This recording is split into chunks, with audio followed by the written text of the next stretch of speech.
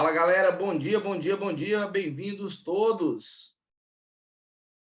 Bom dia, galera. Fala comigo. Já deixa aquele bom dia lá no chat, por favor. Tudo bem por aqui? Bom dia, Beatriz.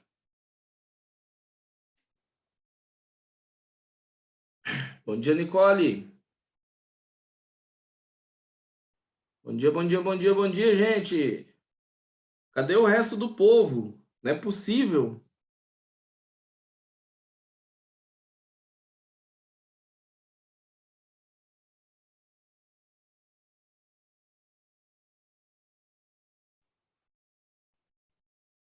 Salve, Rian. Bom dia, Matheus.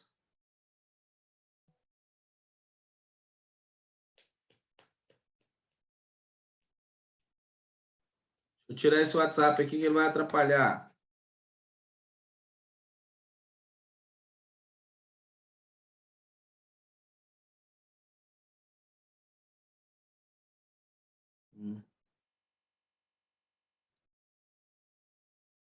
Ó, o pessoal tá entrando. Deixa eu já compartilhar já o tema com vocês, né? A gente tem um tema aí. Vocês conseguiram pegar o tema lá na plataforma? Fizeram a leitura? Sim ou não? Fala comigo. E aí, deu certo? Pegaram o tema e fizeram a leitura ou só pegaram o tema?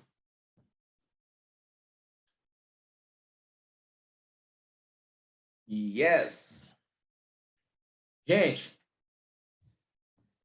esse tema que eu estou trabalhando com vocês aqui agora, deixa eu explicar para vocês. Né? O terceiro ano, daqui do planeta também, né? Fez uma prova sobre ele, né? Na prova, eles têm, né, o tema lá e tem um tempo para poder fazer, né, determinado para poder entregar. Eu recebi mensagens de alunos falando assim, professor, eu travei. Eu fiquei um tempão e não consegui fazer uma introdução, não consegui fazer um projeto de texto, né? E aí, quem garante para você que o tema do Enem vai ser um tema que você vai saber, né?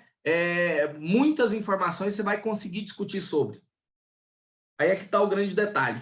Hoje nós vamos falar um pouquinho a respeito disso, né? Para poder compreender melhor essa situação. Como desenvolver, qual é a importância de se desenvolver bem um projeto de texto e como desenvolver bem esse projeto de texto. A partir de quê? A partir de informações que você tem no seu dia a dia, no seu cotidiano, né? Muito interessante uma situação que aconteceu nessa essa semana, não pela questão do fato ocorrido, né? Porque o fato ocorrido é uma vergonha, né? Mas muito interessante a questão de um aluno, né, estar bem colocado, estar bem organizado com relação às atualidades, né? Por quê? Porque fatos atuais podem servir como repertório para sua redação, certo? No começo do ano, no meu curso de redação particular, eu dei uma proposta de redação, né, para os meus alunos lá, sobre a... Como que eu vou falar? Estou lembrando aqui os dizeres corretos do tema. A culpabilização sofrida pelas vítimas de crimes contra a dignidade sexual, né? Esse tema, se eu não me engano, eu dei esse tema para o pessoal lá do meu curso, eu comecei em abril, né, o curso, e a gente vem de lá para cá praticando direto, né? A galera vem praticando direto, entregando as redações e praticando. E eu dei esse tema, se eu não me engano, ele foi o 7º ou o 8º tema, uma coisa assim. Sei que foi bem no começo, bem no início, né? Falando a respeito dessa questão de que o grande detalhe, né? A inversão de valores que existe dentro da nossa sociedade com relação à questão da cultura do estupro, a questão da cultura, né, de assédio que existe dentro da nossa sociedade. E aí, o que aconteceu? Recentemente, né, ontem de ontem, a gente viu aquele boom de notícias aí sobre a Mari Ferrer, né?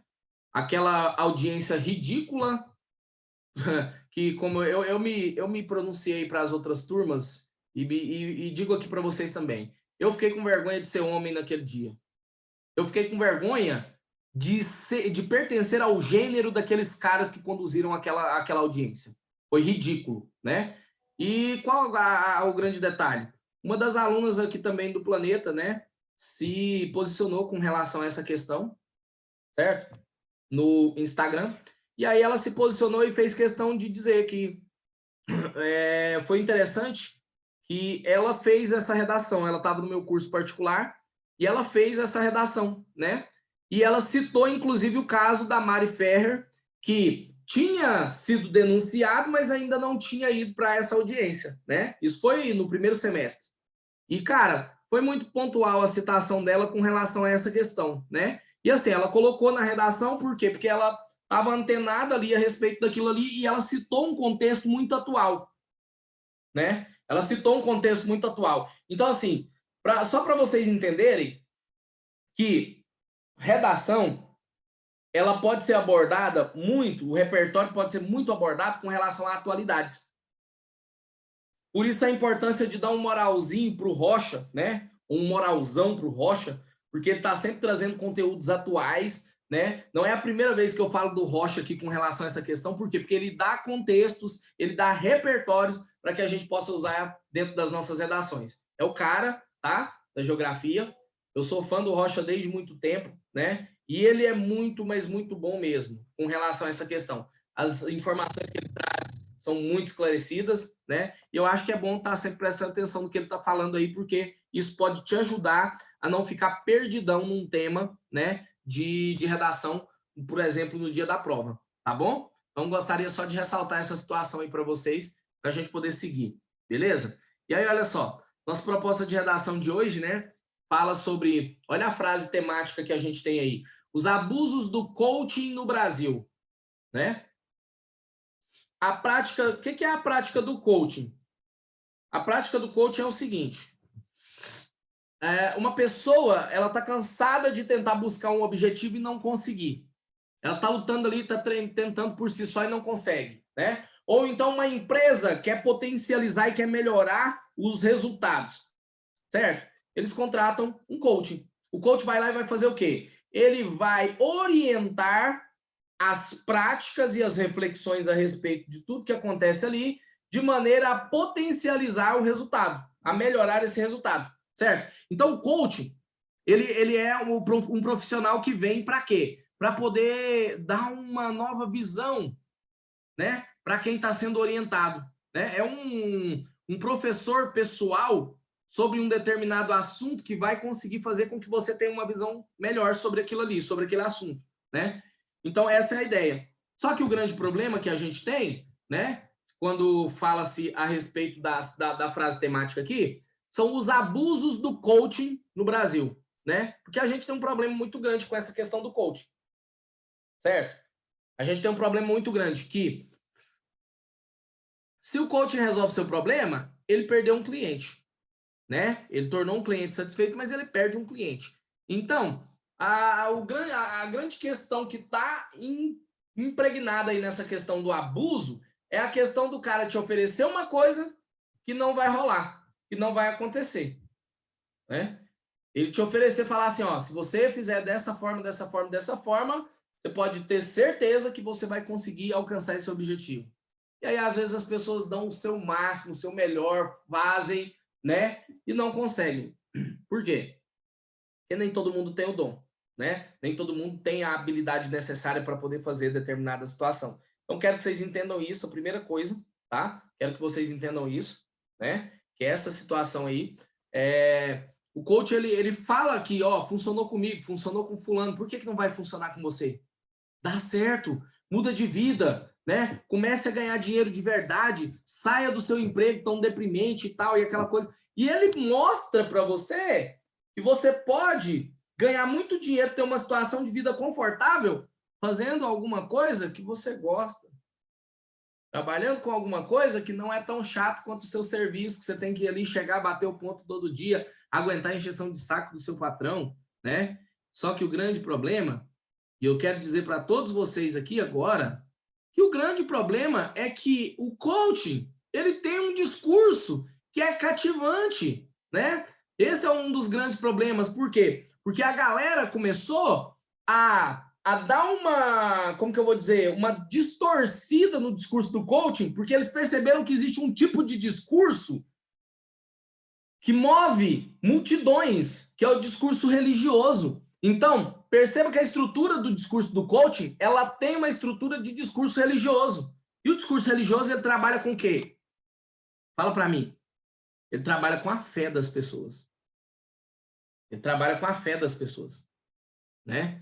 Quem vai numa igreja, quem vai num templo, né? A pessoa que vai para lá, ela está buscando, né, uma orientação, certo? Ela está vulnerável no seu quesito fé, né? Ela está vulnerável ali com relação à questão da fé. E aí, o que acontece? Um cara que resolve ir numa reunião dessas de coach, ele também está vulnerável. Por quê? Ele está buscando ajuda. Ele já aceitou que ele não consegue sozinho, que ele precisa de ajuda. E todo mundo que conseguir fazer ele pensar que ele vai conseguir o objetivo dele daquela maneira, vai conseguir arrancar uma grana dele. Esse é o problema, né? A gente tem várias situações aí de coach, certo? Que te ensinam a ser bem-sucedido, mas que às vezes não dá certo para todo mundo. Você quer ver eu citar algumas situações dessas? E a prática do coach, ela já existe há um bom tempo, né? Em diversos formatos. Em diversos formatos. Lá nos Estados Unidos é muito, né? É muito popular essa situação, tá? Mas aqui a gente também tem várias situações que são populares. Como, por exemplo, Avon, Jequiti, o que mais que a gente tem? Natura, né? Herbalife, Rinodê, certo? Eu estou dizendo para vocês por quê? Porque são essas situações de representação. Seja seu patrão, ganhe seu dinheiro, o céu é o limite. Você tem todas as possibilidades para poder vencer. Você entenda que uma ideologia é pregada, uma ideologia é colocada na sua cabeça de que você tem a possibilidade infinita de ser bem-sucedido. Quando, na verdade, não é bem assim que funciona. A gente sabe que não é bem assim que funciona, né? Então, essas pirâmides, como, por exemplo, o Rinodê, né? Qual outra que eu falei? Herbalife, Mary Kay, né? Imagina, quantas e quantas mulheres aí não estão loucas aí, né? Divulgando Mary Kay, divulgando Rinodê, para poder pegar o carro rosa, né? No caso é Mary Kay, né? Que tem aquele carro rosa, entendeu? E as Eu pessoas... sempre encontrei esse carro na rua. Sempre. Como Quase é que é o negócio? Fala aí de novo. todo dia. Tá travando, velho. Mas veio quase todo dia Tá travando muito. dessa marca. Quase todo dia. De Digita lá no vez em chat. quando. Uhum.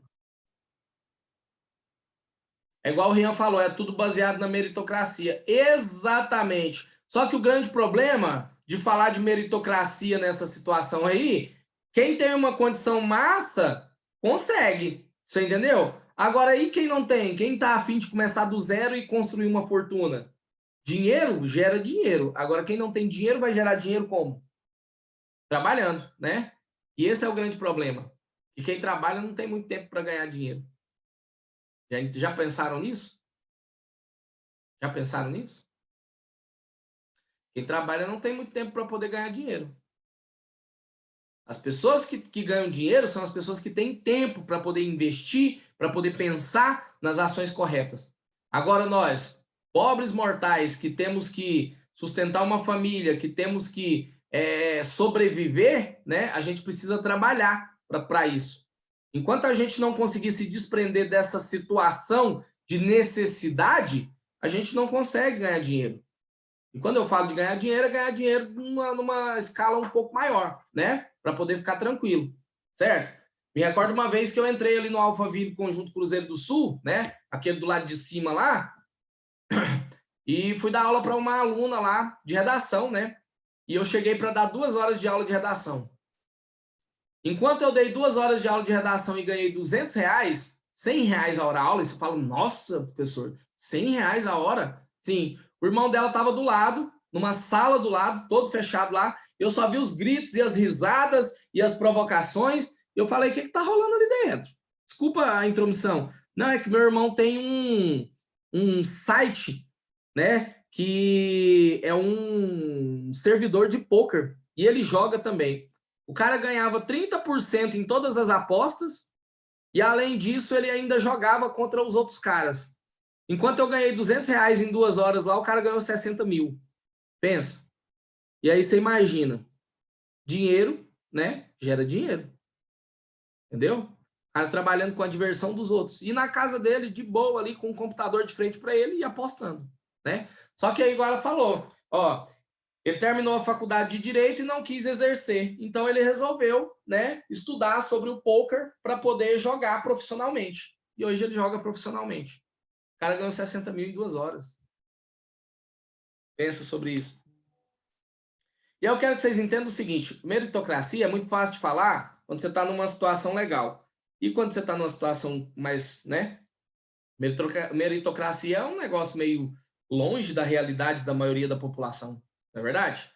Né? Mas é uma ideologia que é pregada para todos, né? Ah, eu sou a favor da meritocracia. É fácil você falar que você é a favor da meritocracia se você nasceu no berço de ouro, você entendeu? Que você não se esforça tanto para poder ter as coisas. Agora eu quero ver, né?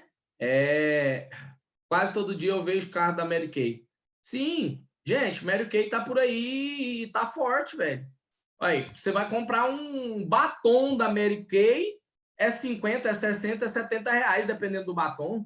Você entendeu? São produtos muito caros, né? Por quê? Porque prometem uma determinada situação, né? E essa é a grande pegada também do comércio, né? Tem muita gente que vai para o lado de girar mercadoria num preço baixo para poder ganhar na quantidade que gira. Tem gente que já não quer isso. Tem gente que faz o quê? Afirma a qualidade do seu produto, põe o preço mais alto. E aí ele não precisa vender muita coisa para poder ter um lucro legal. São 2 estratégias de mercado interessantes, né? Tem gente que abaixa o preço para se tornar um produto popular e girar muito, certo? Tem gente que já sobe o preço, certo? Para quê? Para que seu produto seja para uma camada da sociedade selecionada. Quer ver um caso desse? O iPhone, né? O iPhone. E o iPhone foi um fenômeno tão incrível que a gente tem aí, que o quê? Apesar dele ser para uma camada da sociedade selecionada, porque imagina aí, um iPhone 12, falando aí das possibilidades de chegar a custar 14 mil reais aqui no Brasil. Quem é que tem possibilidade de andar com 14 mil reais no bolso? É isso que eu estou falando para vocês. Só que mesmo sendo uma coisa dessa forma, olha aqui para você ver.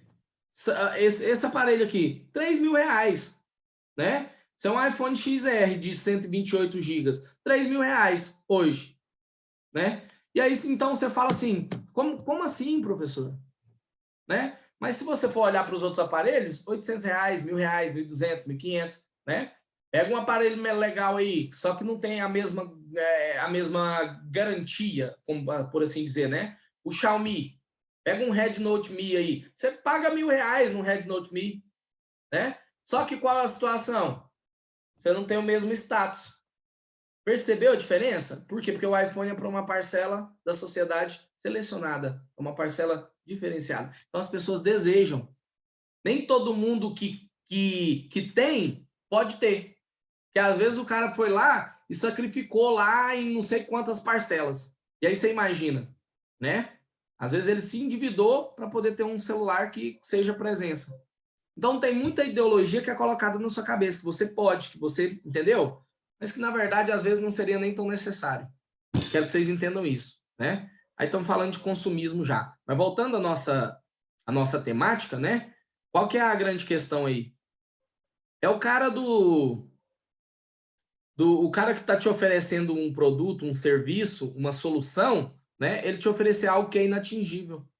Esse é o grande problema, né? É ele usar aquele discurso, ele utilizar da sua fragilidade emocional ou psicológica para poder fazer com que você compre um produto dele. Isso é cruel. Isso é cruel. Você entendeu? Isso é abuso, né? Então, a nossa coletânea vem falando aqui, ó. Olha só, presta atenção nisso. O ex-presidente da ICF do Brasil, Jorge Oliveira, critica o uso indiscriminado do coaching, alfineta os coaches por oportunidade e revela as tendências nesse mercado. Gente, tem muita gente aí que é coach, velho, e não tem... Deixa eu falar uma coisa para vocês. Tem muita gente aí que é coach e não tem nenhuma formação. O cara simplesmente entendeu como funciona e, ó, coach. Mas o cara não tem nenhuma formação. O cara quer te ensinar alguma coisa que ele não conseguiu atingir. Como assim? Que loucura que é essa? Hã? Então esse é o grande problema. Porque, ó, o coach, na verdade, ele seria um professor particular. Se ele tivesse a formação, né? Só que o grande problema é que a galera não tem essa formação. E aí, olha só. Um setor que não para de crescer. Entre sérios e oportunistas, o universo do coaching já soma mais de 40 mil profissionais. Embora esse não seja o termo correto, já que não existe uma profissão regulamentada no setor, no mundo todo. Os Estados Unidos representam a maior fatia, onde a atividade já movimenta mais de 2,5 bilhões de dólares por ano. Embora mais tímido, o crescimento no Brasil... Olha isso, galera. Embora mais tímido, o crescimento no Brasil é bastante acelerado. Estima-se que entre 2010 e 2014, houve um aumento de 300% no número dos coaches ativos no país, né? A explosão tem um lado negativo. À medida que aumenta o número de pessoas atuando como coaches, aumenta também a confusão sobre a sua aplicabilidade. Hoje, dependendo de quem vende o serviço, o coaching pode resolver um pouco de tudo. E aí é que mora o perigo. O ex-presidente da International Coach Federation, ICF, do Brasil, a maior associação global de coaches presentes em 140 países, o gaúcho Jorge Oliveira, faz uma análise desse fenômeno, critica sua banalização e alerta para o problema da ansiedade das empresas e da falta de formação dos coaches. Quanto menos formação você tem, mais mágico você se acha. E é isso mesmo. O cara fala assim, cara, eu não tive que investir em muita coisa para poder conseguir esse resultado. Às vezes o cara deu um golpe de sorte e ele quer vender aquele golpe de sorte que ele não sabe nem como que ele conseguiu para muitas pessoas. Esse é o problema, né? Olha aqui para você ver. Todo mundo virou coach, ó. Olha só. Mendigo não, coach de pobreza. Ele está ensinando como ser pobre. Tá entendendo a situação? Coach pode virar crime no Brasil. Proposta de iniciativa popular contra o coach no Senado recebeu mais de 20 mil assinaturas e será discutida por parlamentares na Comissão de Direitos Humanos. Uma sugestão legislativa que deverá ser discutida por senadores pode levar à criminalização da prática de coaching. A sugestão número 26 de 2019 foi feita por William Menezes, um cidadão de Sergipe, por meio da plataforma de participação legislativa e cidadania. Como alcançou o número suficiente de assinaturas, vai tramitar por uma comissão do Senado. A ideia legislativa foi publicada no dia 15 de abril. Na descrição da proposta, Menezes escreveu que, se tornada lei, não permitirá o charlatanismo de muitos auto-intitulados formados sem diploma válido. Ele ainda escreveu que a proposta contra o coaching quer proibir propagandas enganosas como reprogramação de DNA e cura quântica. Já ouviu falar do coach quântico? Houve uma tendência, gente, há pouco tempo, de quê? De colocar nomes científicos dentro da ideia do coach, para quê? Para poder dar uma veracidade, uma comprovação científica. Então, tudo que a gente está falando para vocês é comprovado em bases científicas, foi testado. Só que o que acontece? Do mesmo jeito que, se você vai numa reunião de um coach desse, e aí você levanta a mão no meio da plateia e questiona o método dele e pergunta como é que ele comprova o método, ele vai sair pela tangente, ele vai te agredir verbalmente ou ele vai te expulsar da reunião, certo? Você também encontra isso em alguns lugares, de pessoas que mexem com o quê? Com a sua fé, né? Quando você vai numa igreja também, O discurso religioso ali é muito bonito, você entendeu? Só que a gente tem pessoas que estão fazendo um mau uso dessa questão aí. Líderes religiosos aí que não estão preparados para serem líderes religiosos, né? Que usam, né, a fé das pessoas, a fragilidade da fé das pessoas, para quê? Para poder arrecadar uma quantia legal de dinheiro, né? Um dos casos assim mais preocupantes, casos mais preocupantes são essas grandes igrejas aí, como por exemplo a Universal do Reino de Deus, né? A Igreja Mundial do Poder de Deus, né? Do pastor Valdomiro, o cara vendendo semente para poder curar o coronavírus por R$ 500, por R$ 1.000, entendeu? Cura milagrosa que não existe. Irmão, se você não, você só não vai ser curado se você não tiver fé. O cara te vende uma cura, mas ele coloca a responsabilidade de ser curado em você. Pensa que louco. Gente, e o cara chega e fala assim, tudo que você fizer para Deus, você vai receber em dobro. Uma prima minha pegou o pagamento do mês dela e colocou no envelope da Universal do mês. As contas todas atrasaram. Pensa que loucura. Pensando, fez a conta, né? Se tudo que eu fizer para Deus, ele vai me dar em dobro, então se eu colocar meu salário aqui, vem o dobro. Dá para pagar as contas e vai sobrar alguma coisinha. Olha que louco, velho. Olha que loucura. Como que isso age no psicológico das pessoas? Eu quero que vocês entendam isso. Como que isso age no psicológico das pessoas, tá? Aí, olha só. Que desrespeitam ao trabalho científico e métodos de terapeutas e outros profissionais das mais variadas áreas. O coach é milagroso, né? Você não precisa de médico, não, você não precisa disso, não. Eu tenho a resposta para você aqui. E quanto tempo você estudou para descobrir isso? Questiona para você ver, né? Quando você questiona, com certeza você vai ter um problema. Quantas vezes você que tem costume de frequentar uma igreja, um templo, né? Estava lá no momento do culto, da missa, seja lá o que for, e viu alguém levantar a mão e questionar o sacerdote que estava lá na frente, seja ele o padre ou o pastor. Você não vai ver isso acontecer. É muito raro. Eu vi uma vez acontecer na minha vida, quando eu era jovem, e a pessoa que questionou, ela foi excomungada junto com a família. Foram proibidos de frequentar a igreja porque questionaram o padre. Acredita? Então, assim, é um negócio bem complicado, né? É bem complicado essa questão. Bom, mas vamos seguindo, né? Por meio de nota, a Secretaria de Apoio à CDH disse que o coaching é praticado por diversos profissionais, tais como professores, advogados e outros. No entanto, como em toda a área de atuação, que é isso? Que é isso, gente? Opa! Dando tilt aqui. Vocês viram? A tela fechou e abriu de novo. Ó, de novo. O que está acontecendo? Eita.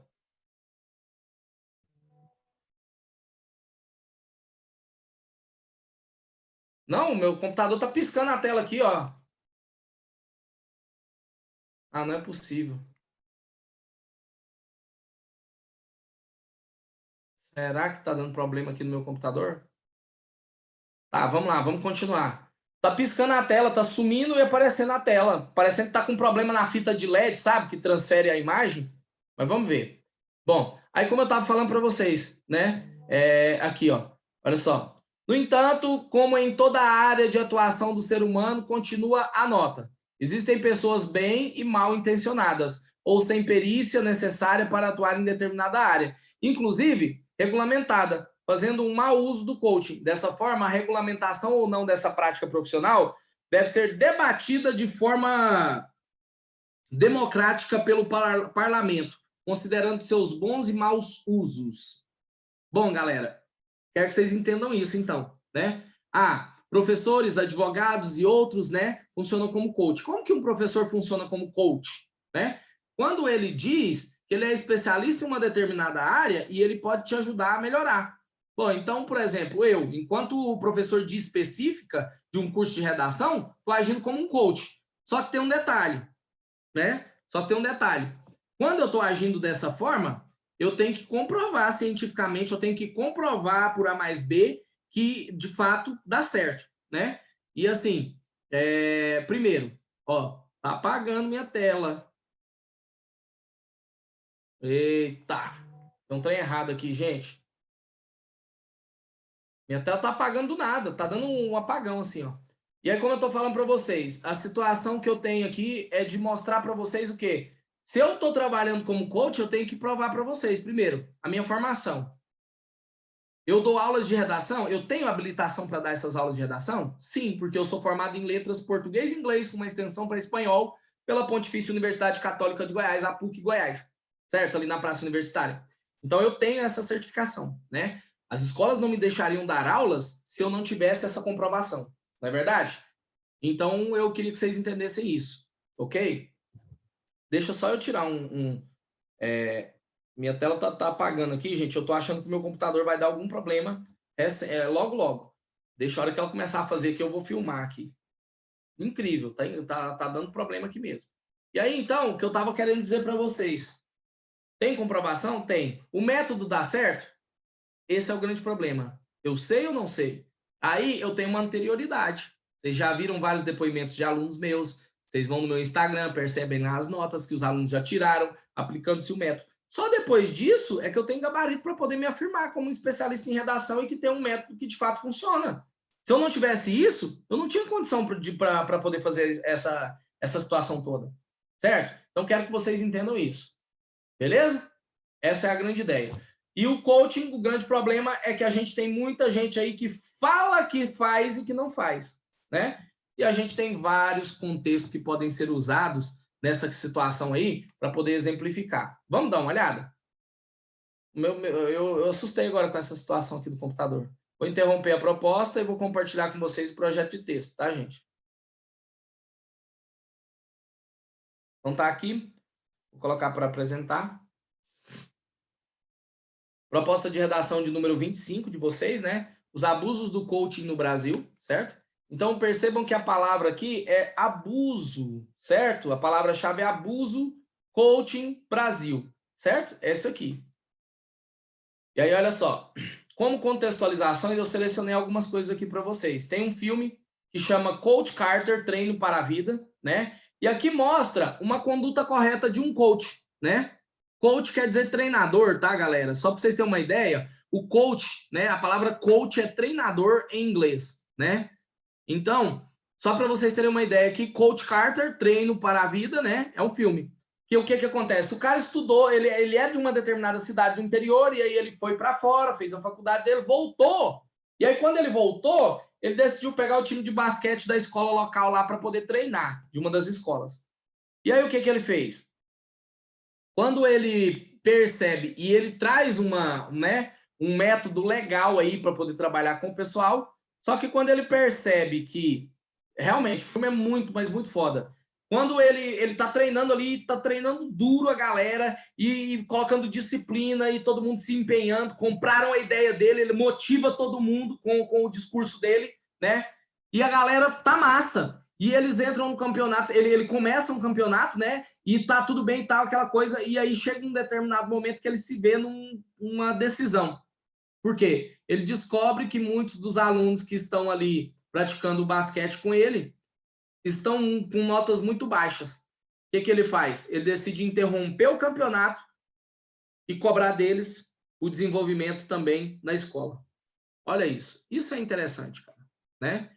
Isso é muito interessante, por quê? Porque a gente tem, então, uma situação de que o cara está preocupado, não só com um único resultado, mas está preocupado com o crescimento de vida das pessoas, daqueles jovens ali.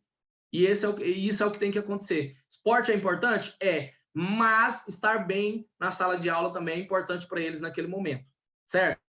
Então, essa é a grande ideia aí, né, que está sendo colocada. É um contexto que vai mostrar uma idealização de como deveria ser um coach, né, que é um treinador, só para vocês entenderem, certo? Depois, seguindo. O livro Tosco, do Gilberto Matti, eu não poderia deixar de citar ele aqui, né, é um romance. E o livro apresenta a história de um personagem que tem tudo para não se dar bem na vida. Primeiro, ele é fruto de uma traição, tá? O pai dele era casado, tinha família, se envolveu com a mãe dele engravidou e o pai pegou e largou a família para poder viver com ela.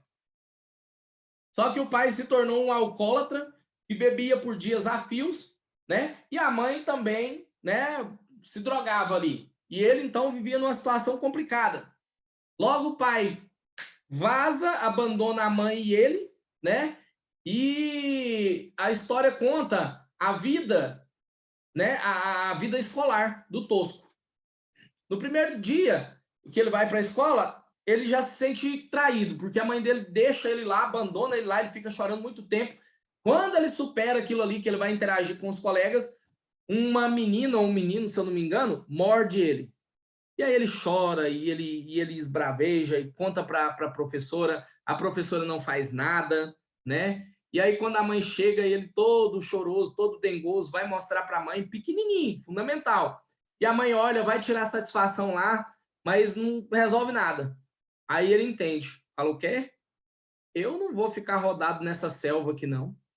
Antes deles me agredirem, eu vou agredir todos.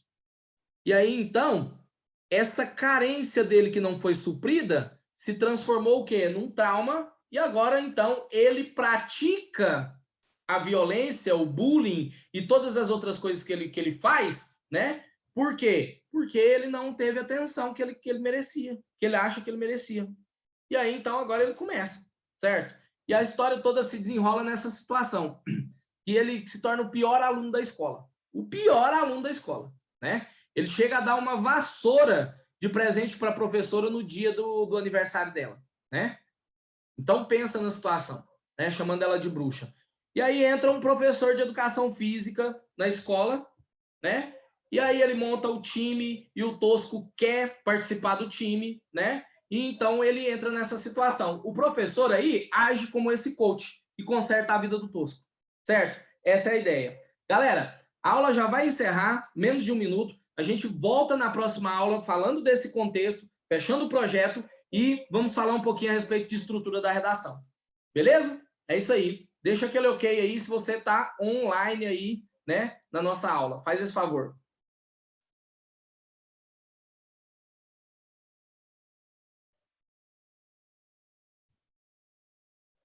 Ah, Ogmar, muito bom. Baseado em fatos reais, viu, Coach Carter? Baseado em fatos reais. Isso é verdade.